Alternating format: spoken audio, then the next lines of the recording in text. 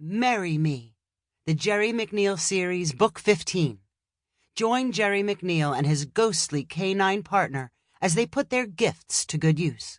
Written by Sherry A. Burton. Narrated by Bethanne Reid. Chapter 1. Weapon at the ready, Jerry picked his way through the rubble, his heart racing as he struggled to breathe in the desert heat.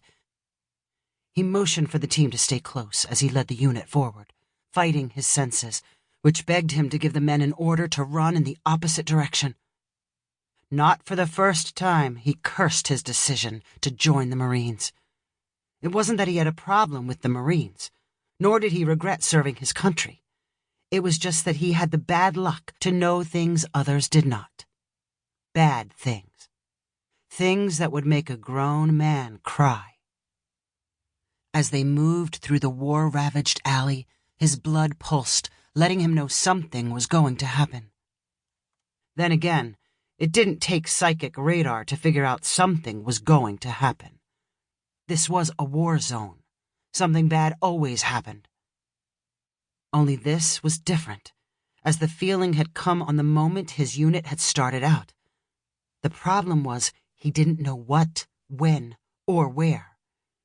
It was that way most of the time when it came to his feelings. Only over here, not knowing was almost always a death sentence.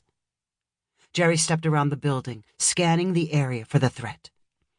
He saw nothing, but it was there. He could feel it with every beat of his pulse.